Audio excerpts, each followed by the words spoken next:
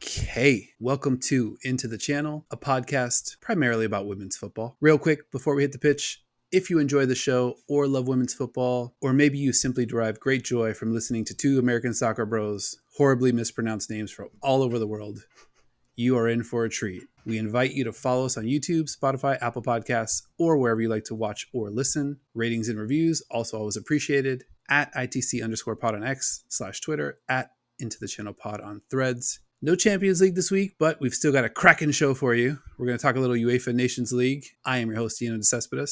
And as always, I am joined by my co-host, Mr. Grant Engel. What is up, man? I'm thriving out here, buddy. Even though we're on an international break in women's football, there's still plenty of football out there to sustain us. So how could I possibly complain?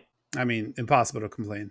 So you talked a little bit about the football. This past week, we had some tasty UEFA Nations League matchups. And if you're anything like me, you probably thought to yourself, what the fuck is a UEFA Nations League? So, you know how I do. It was time for a deep dive. This competition was conceived of last November and is currently on its maiden voyage. The Nations League final is set to be played next February, and there's a ton of cool stuff about this competition. So the competition is broken up into three leagues. A, B, and C, 51 teams total. These A, B, and C leagues are grouped competitively. So League A features the top 16 European teams, League B, the next 16, so on and so forth. Leagues A and B are broken down further into four groups of four teams. League A, the big dogs. League B, the up-and-comers. The Nations League is also linked with qualifying for the Olympics, the Euros, and the FIFA World Cup. So to quote the great De La Soul, stakes is high. The Nice. Euro qualifiers will adopt this same ABC system, and future Euro qualifier groupings will be based on what happens in this year's Nations League. Another cool thing about the ABC system, you can get promoted or you can get relegated. So League A Fat Cats, Scotland, Wales, and Switzerland, see you later. As a result of League A group stage results, you now find yourselves in League B. Finland, Republic of Ireland, gang, welcome to the party. You're now in League A. Come on down, or up, I suppose. And get this. There are also relegation playoffs where League B runner-ups play League A third-place teams. So which teams are currently in those slots? Well, I'm glad you asked. If the tournament were to end today, League A third-placers would include Iceland, Belgium, Italy, and Norway. So these teams have to fight to stay in League A. This shit's crazy. They would have to play League B runner-ups, Northern Ireland, Slovakia, Serbia, and the team from Bosnia-Herzegovina. These relegation playoffs would feature a home and away for a chance to stay in League A. How poetic.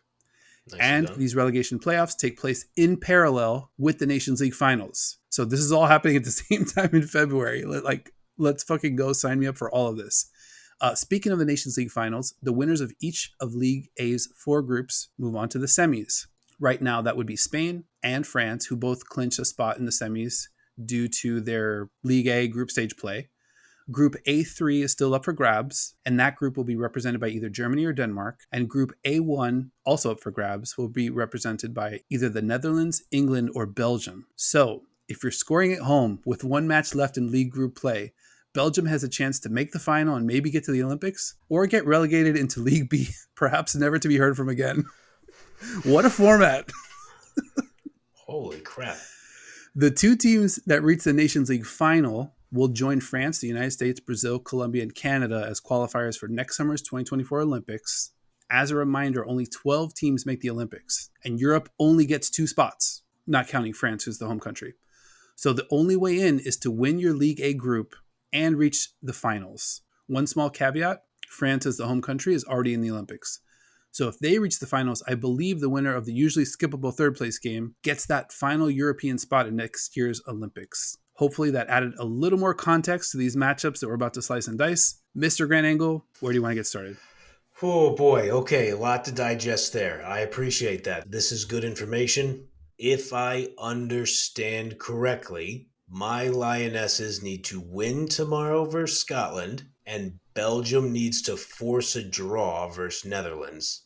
And then we are qualifying for the Olympics, or what else needs to happen? Almost. So if that happens and you win the group, right? If you outplay the Netherlands and make up what I think is like a 3-goal differential, then you get to the Nations League semis. Okay. If you win one semifinals game you're definitely in the Olympics. Now, if France makes the final, they're already in the Olympics. Whoever makes the final along with them, they also make the Olympics. And then it's going to come down to the third or fourth place game. So right Gotcha. now, I believe it's France, Spain, England if you get through, and then Germany is probably going to cruise. So I think they have like a pretty big advantage. Even though they're tied on points with Denmark, they still should get through. So it's going to be the big four squads. And it's definitely going to be three of the four because France is in and then Europe gets two extra slots. So three of the four finalists will make the Olympics. It's only going to be the fourth place team that doesn't make it.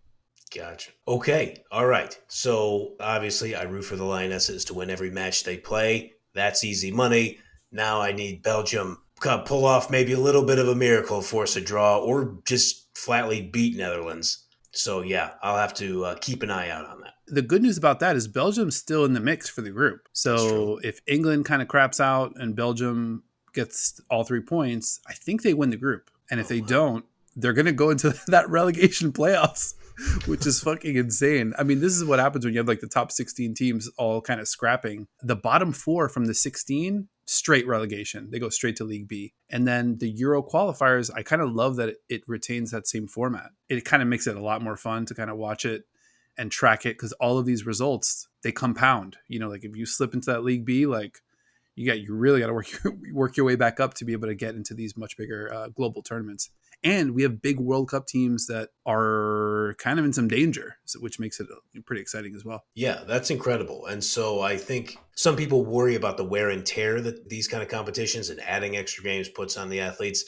I also think the other side of that is that this should also really help accelerate the growth of the game. So as long as we're continuing to watch all these great players and all these great matches, it should create an atmosphere to where we can really force every federation's hand, make sure all these players are getting paid properly. Yeah, 100%. Yeah, and we're out here doing our part, trying to grow the audience, trying to grow the pie, doing right by the game that you and I both love. Oh yeah. But now on to the pitch. England and Netherlands. What'd you see in this match?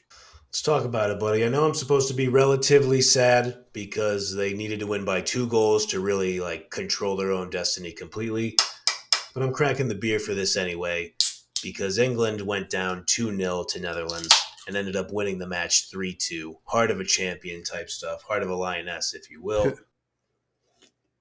So let's just get into what cheers to that. So let's just talk about, I mean, at this point I think she's just my favorite player. Lauren James is fucking unstoppable. You can't deal with her.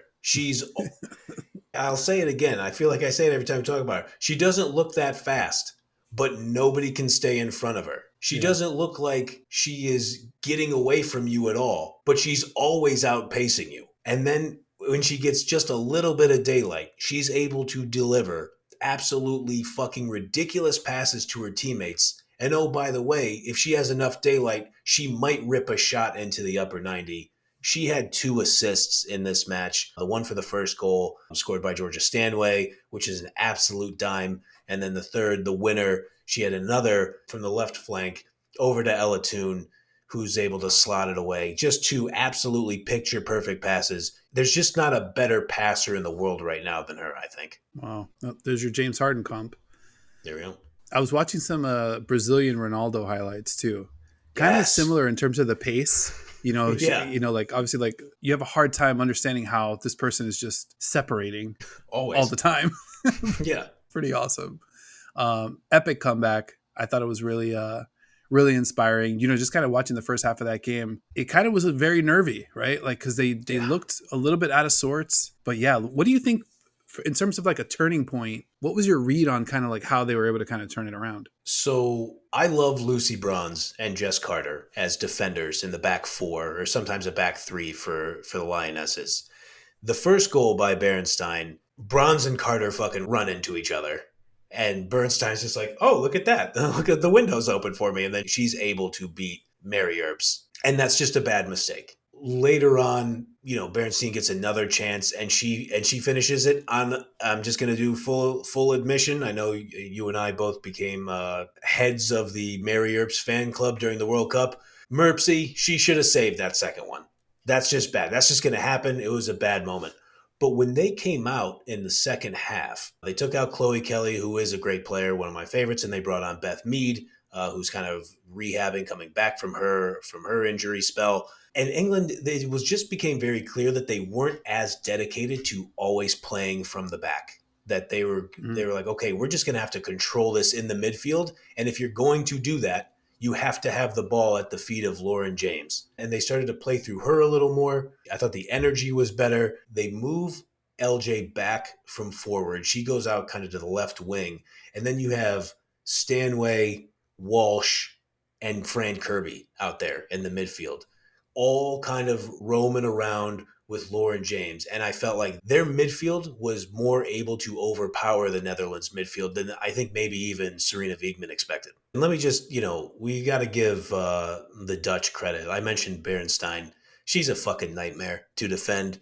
And the pass on Berenstein's first goal, even though the defenders ran into each other, the pass from Pavlova is as good of a pass as somebody could hit. It was a Lauren James-esque pass. Sharita Spitza from Ajax, if you can believe it, a great Dutch player who plays for Ajax. She's just a fucking Mack truck for the Netherlands. She is so strong, so smart, just an absolute linchpin defender for them.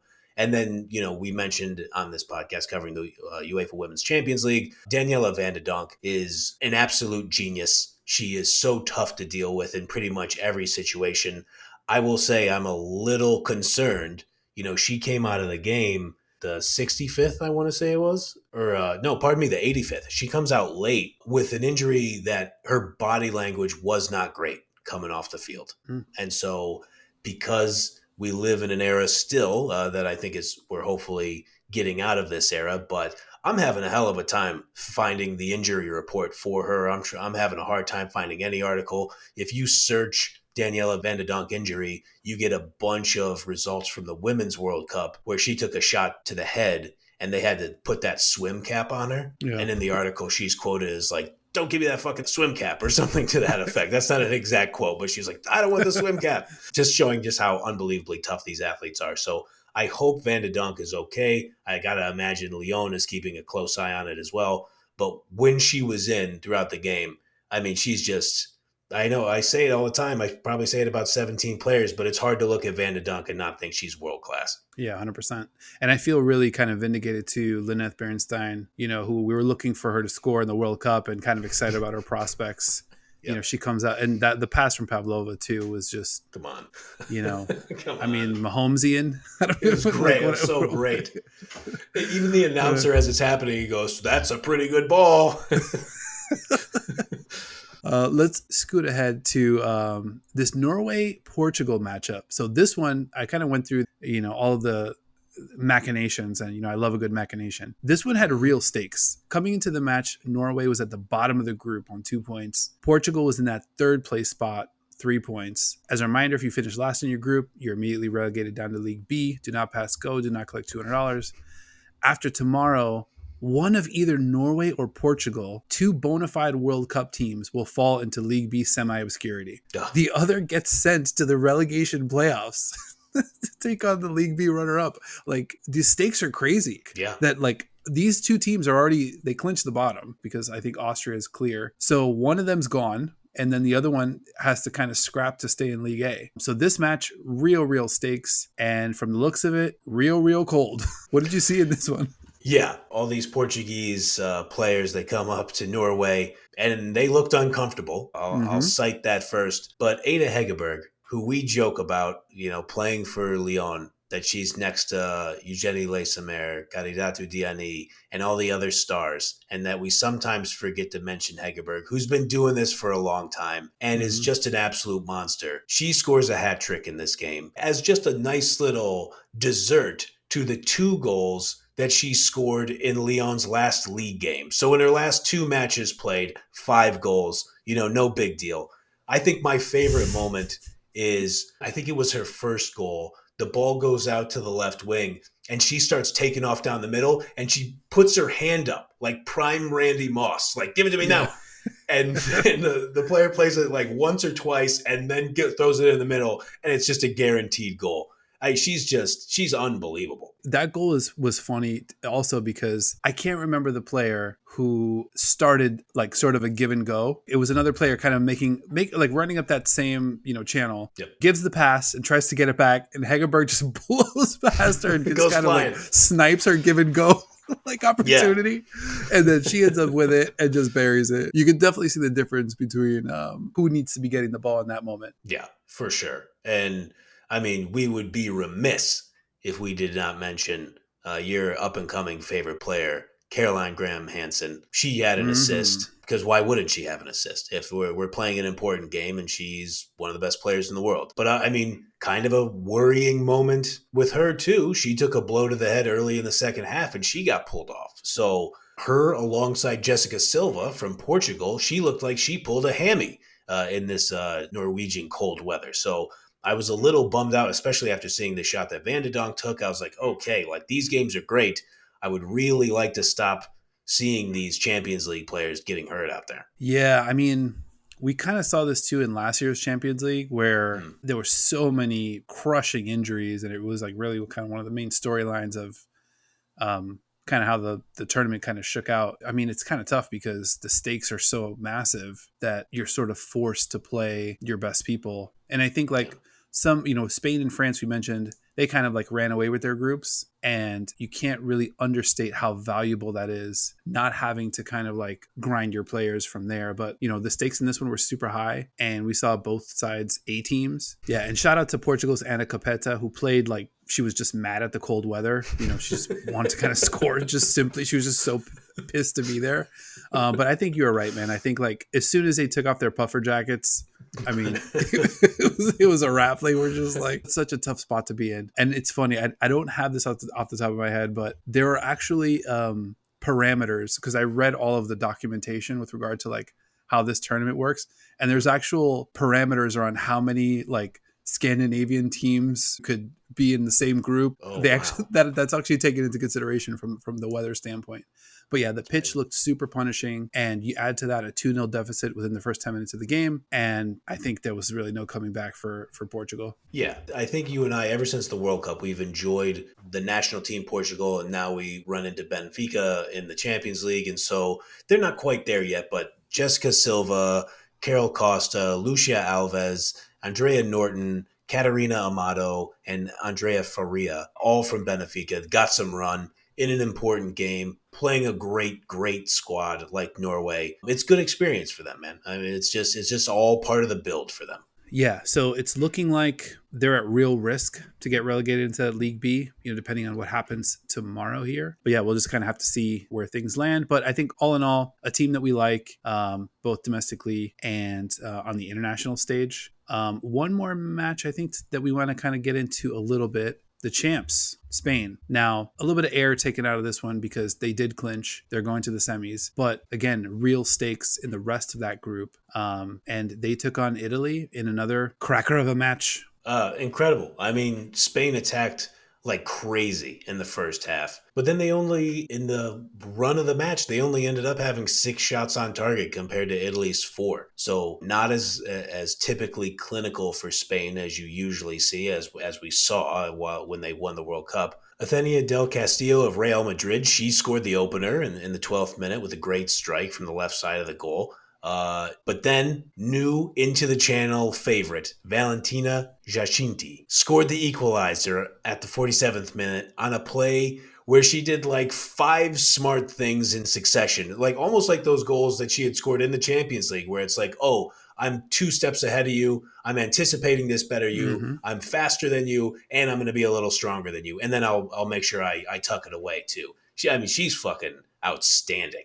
Yeah, I think she's number one on my power rankings Yes, in I terms love of it. favorite players that I cannot miss. Yeah, she's playing off the charts, and she didn't really make that big a splash in the World Cup, but you definitely saw shades of something there where like, oh, okay, she's dangerous. Like, and I think I wasn't fully up on her, but she's having a great season domestically, and obviously making a huge splash in the Champions League, and gets on the score sheet in this one as well. Yeah, and the good times continued for Italia and AS Roma. Manuela Giuliano, she got into the act. She had an assist on a sick cross in the 57th minute. Great position and timing of the run by Inter Milan's Cambiaghi. I'm probably pronouncing that wrong, but you know what? I gave it a shot. And then later in the match, Roma's Elena Linari, she scored the deciding goal. She had a great back post run. There was a short corner played to Juventus's Ariana Caruso, who then hit a nice cross. It gets flicked back. Linari is right there at the back post, exactly where she was supposed to be. And it was 3-1 Italy at that moment. And good fucking times for the Italians, man. They showed up and they were not scared at all. You make a good point that Spain didn't really have any stakes in this one. But if you are going to Spain and playing the champs, who I believe the statistic is Spain had not lost a home match in 19 matches, that's a good win, no matter who's on the field. And they played their players. Like, Yeah. Bonmati was in there. Atiana, Salma Peruolo was in there. Like, I don't know. Olga was out there. Olga played. Like, so it was definitely a really, really nice win for Italy. So the 3 points here basically takes that immediate fourth place relegation off the table for Italy, which is great. And they now sit perfectly level with Sweden. Both teams 2-1-2. Both teams 5 goals for, 5 goals against. Both teams 0 goal differential. So they're like perfectly even. Tomorrow, Italy take on Switzerland and Sweden face Spain. So as a reminder, whoever finishes third in the group gets dropped into that treacherous relegation playoff situation. And that's either going to be Sweden, who fucking almost won the World Cup, right, or Italy, who, is obviously like, maybe a cycle ahead of Portugal, maybe on the up-and-comer scale, but like a legit team. And I think you see what their players are doing in Champions League, and you just kind of realize that this team can compete with probably any team in the world on their best day, and either them or Sweden's going to be in that. I just want to fast forward to these relegation playoffs because I think it's just going to be so exciting. Yeah. So as it stands, 2 legit World Cup squads, kind of a little bit on the chopping block depending on what happens tomorrow. So like I said, this competition is like an absolute snake pit. It's really interesting, man. Yeah. Now that I'll just, be totally honest. Like we say, like, this is our first time really paying close attention to the Women's Champions League. This is a learning podcast in a lot of ways. I appreciate you giving me the rules, because now, before I was just like, okay, like there's qualifying for the Olympics here. I guess I should kind of care about this. But now that I know that we're talking Euros, it's going to have a similar format. There's World Cup implications. I'm all in. I'm gonna have to look. I'm gonna watch the video again, not just to boost our YouTube numbers, but I need to hear the explanation again. And so, yeah, I appreciate the explanation. I want to hit you with one thing, because you mentioned that Spain played their good players. One of those good players would be Esther Gonzalez, who's a striker for Gotham FC, your NWSL champions. And she said something pretty spicy that I just want to lob it up here to you, because I think it's really interesting. So she scored the title winning goal, unfortunately, against my OL Reign. It's fine. But here's what Esther said after that final. I don't think like immediately after the final. I do not mean to provide misleading context, but I believe the interview was done at some point after the Gotham FC won the title. Quote, "One of the biggest differences with the Spanish league, which is a great league, is that here in the NWSL, all the games, absolutely all of them, are like a Champions League game at the highest level. In Spain, there are some games that you can win 4 or 5-0, that your physical wear and tear is normal, that you have everything under control." She continues, "Here, every game is like playing against Barca, which is the best team in the Spanish league. Your level has to be the maximum. Your physical demand is the maximum. And that happens weekend after weekend." End quote. I gotta say, Esther, you're an incredible player. And I know she did not mean any disrespect to her nation's home league.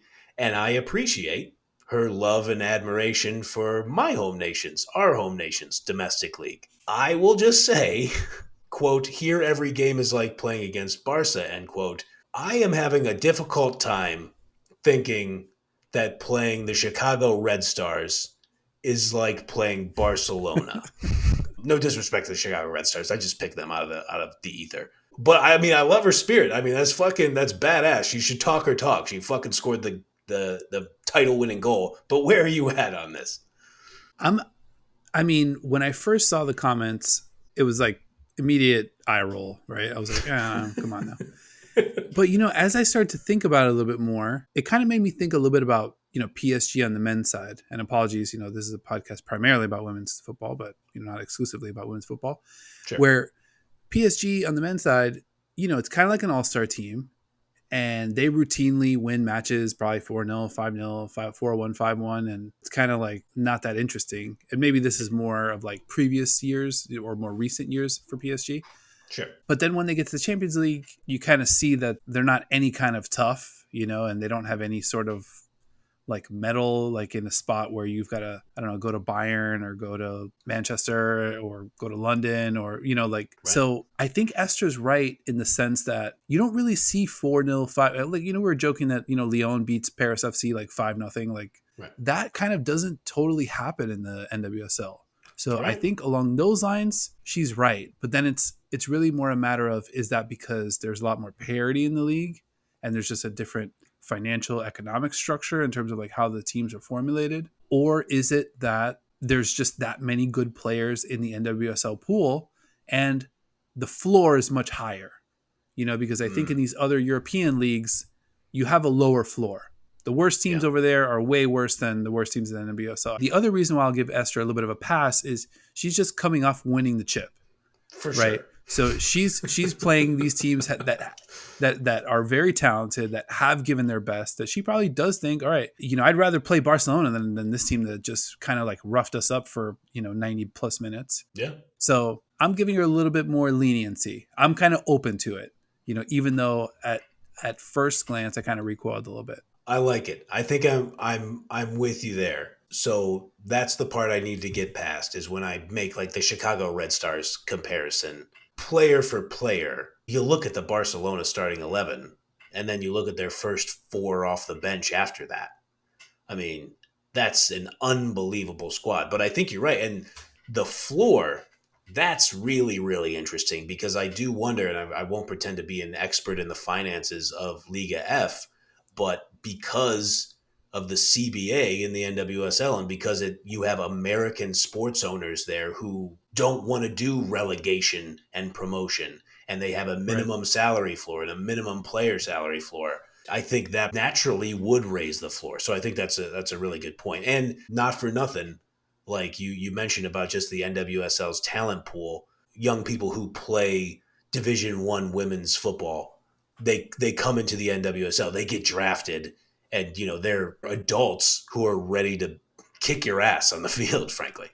Yeah, it's going to be really interesting to watch this over the next 5-10 years because I think we're going to learn a lot about what system kind of prevails. Because I think like when the MLS came to be, they very much adopted the American sports franchising model versus the European football model. Yeah. But now I think women's football is growing and evolving so quickly that NWSL doesn't have to do things the American way or the way MLS does it. I mean, I think you could figure out secondary leagues and tertiary leagues because ultimately they want to have the best. Everybody wants to have the best league, Right. So I don't think that they're going to be rigid enough to cripple their own league for self-interested reasons. I think there's a lot of like goodwill around like kind of just growing the game and making sure that the league is popping at the highest level. Absolutely. One more match of note to hit. Germany took care of Denmark 3-0. Big time win for the Germans. They're now level on points with the Danes, with a pretty healthy goal differential advantage. As long as Germany doesn't slip up against Wales, they should cruise into the semis. Denmark had been undefeated, never lost up to this point, but have now lost control of the group, even though they're still safe with 12 points. They get to stay in League A, but their prospects of winning it and reaching the semis definitely took a hit. Next up, Denmark faces Iceland. No real stakes for Iceland as they're locked into third place. Denmark could steal the group if Wales can get a result against the Germans, but I wouldn't bet on it. All right, man, I think we did it. This has been another episode of Into the Channel. Follow us on YouTube, Spotify, Apple Podcasts, or wherever you like to watch or listen. ratings and reviews. Always appreciated. At ITC_pod on X/Twitter. At Into the Channel Pod on Threads. We will be back next week to preview Women's Champions League Matchday 3. And what a slate we will be previewing. We'll be talking Lyon Braun, Chelsea BK Häcken, Bayern Ajax, Benfica Frankfurt, Roma PSG, Madrid Paris FC, little Barca talk as well. I cannot wait.